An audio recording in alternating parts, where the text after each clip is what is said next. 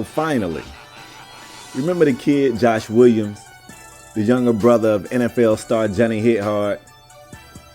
Got his first taste of some football action as a junior, became the starting quarterback as a senior, even though a lot of people could look at his mechanics and say, this kid wasn't going too far. Yeah, he was fast, but he really couldn't throw the ball. The only thing that really saved him in high school was his ability to run. Wasn't much longer before he found his way at a D1 school. Georgia Tech. Ran into a little bit of issues with his brother, who really didn't want him to go to Georgia Tech, and he went in the same way. Decent arm. Really, his running was the whole thing that kept him going. But the next year, his arm got a little better. The year after that, a little better. So after 3 years at Georgia Tech, this guy was really a pretty good quarterback.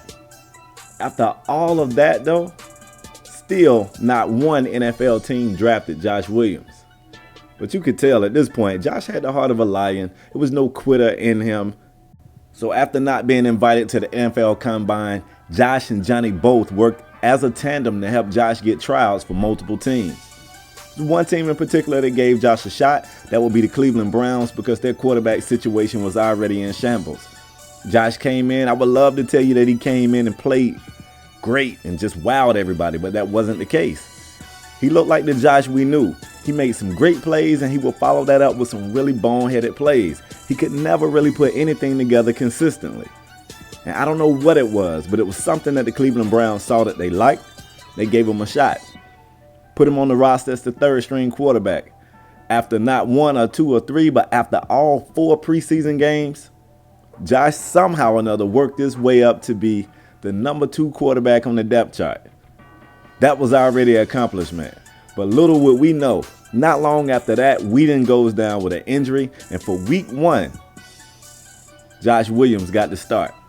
So you can see, man, when you're creating a quarterback, after you set their play style, you got 3 different options. You could go with a high draft pick, a low draft pick, or you could go with undrafted.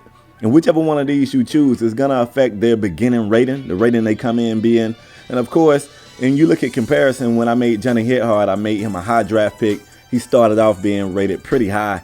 But for Josh's story, I made Josh undrafted so he would come in with lower ratings.